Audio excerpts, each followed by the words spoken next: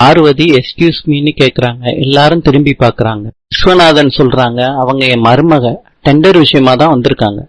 டெண்டருக்கு கொடுக்க வேண்டிய ஃபைல மாத்தி எடுத்துட்டு வந்துட்டீங்கன்னு அர்ஜுன் கிட்ட சொல்றாங்க. ஃபைல் மாறிடுச்சு. அர்ஜுன் சொல்றாரு ஃபைல் மாறிடுச்சுன்னு. வரையில செக் பண்ணி எடுத்துட்டு வர மாட்டீங்களான்னு டெண்டர் எடுக்கிறவங்க சொல்றாங்க.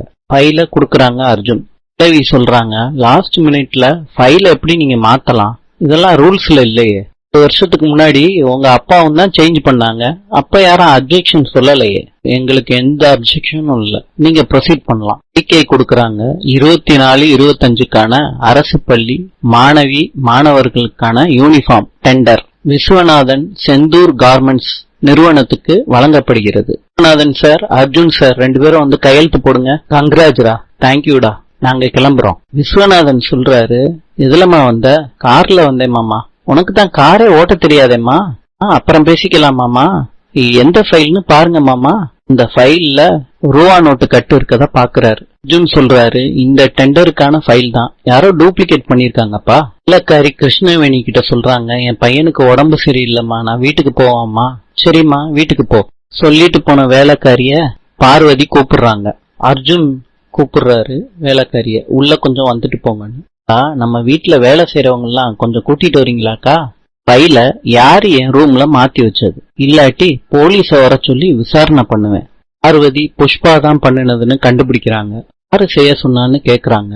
நான் முன்ன பின்ன பார்த்தது இல்லம்மான்னு அவங்க சொல்றாங்க. நம்மள ஆளு நான் சொன்னதை மாத்திரம் செய்யின்னு சொன்னாங்கம்மா. இனிமேட்டு பண்ண மாட்டாங்க. பார்வதி, என்ன பேசுற? நீ கரெக்ட் டயத்துல குடுக்கலாட்டி நம்மள போலீஸ் புடிச்சிட்டு போயிருப்பாங்க. பணம் இருக்கவங்களே 1000 தப்பு பண்றப்ப இவங்க இல்லாதவங்க. இவங்க தப்பு செய்யறது இயல்புதான். இவங்களுக்கு திருந்துறதுக்கு ஒரு வாய்ப்பை கொடுப்போம். இவங்க நமக்கு நன்றியோட இருப்பாங்க. அர்ஜுன். விஸ்வநாதன் சொல்றாரு, இனிமேட்டு அவ அந்த தப்பு செய்ய மாட்டா, விட்டுரு அர்ஜுன். பார்வதி சொல்றாங்க, எல்லாரும் போய் வேலைய பாருங்க. கிருஷ்ணவேணி கேக்குறாங்க அர்ஜுன் கிட்ட, யார் இந்த மாதிரி லஞ்சம் கொடுத்திருப்பா? மா, டெண்டர் கொடுத்தது 3 பேர். ஒரு ஆளு மாட்டிக்கிட்டாங்க, மிச்சம் இருக்குது ஒரே ஆளு தான்.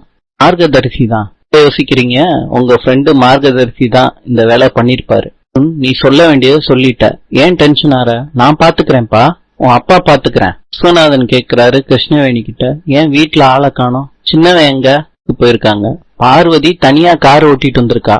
அவளுக்கு ஏதாவது ஆச்சுன்னா அவன் வரட்டும், நான் பேசிக்கிறேன். மார்கதரிசி கடுப்பாயி விஸ்வநாதன் பையில பணத்தை வச்சிருக்கா பல்லவி. வேலை லாஸ்ட் மினிட்ல அவங்க மருமக வந்து ஃபைல வந்து கொண்டு வந்து கொடுத்தா. மருமக வரலாட்டி விஸ்வநாதனோட மான மரியாதை எல்லாமே பறந்து போயிருக்கும். விஷயத்த இப்பதான் என்கிட்டே சொல்றா உன் மக. நான் இத்தனை வருஷமா பிசினஸ் பண்ணிக்கிட்டு இருக்கேன். விஸ்வநாதனுக்கும் எனக்கும் போட்டி இருந்துச்சே தவிர பகை இருந்தது கிடையாது. எனக்கு நிஜமாலே வருத்தம் தான். ஆனா குறுக்கு வழியில ஜெயிக்கிறது எனக்கு வருத்தம் தான். பல்லவி, நீ ஏன் பொண்ணு, உனக்கு எங்க இருந்து இவ்வளவு கேவலமான புத்தி வந்துச்சு? பல்லவி, டாடி உங்ககிட்ட இருந்துதான் வந்துச்சு. கிட்ட இருந்தா? நீங்க தான் வளர்க்கவே இல்லையே, அதுக்கு எங்க உங்ககிட்ட டைம் இருந்துச்சு? மொத்த லைஃபையும் விஸ்வநாதனை ஜெயிக்கிறதுக்காண்டிதான் செலவு பண்றீங்க. பொண்ணுங்களுக்கும் அவங்க அப்பாவை பத்தி நினைச்சு பார்த்தா சந்தோஷமான லைஃப் தான் வரும். ஆனா என் லைஃப்ல அப்படி இல்லையே. என் லைஃப்லயும் விஸ்வநாதன் தான் வர்றாரு. எனக்கு போட்டின்னு இறங்கிட்டா ஜெயிக்கிறது மாத்திரம்தான்ப்பா எனக்கு தோணும். இங்க நீதி நேர்மையை பத்தி எல்லாம் யோசிக்க முடியாது. பொறுத்தளவுக்கு நான் பண்ணது தப்பே இல்ல.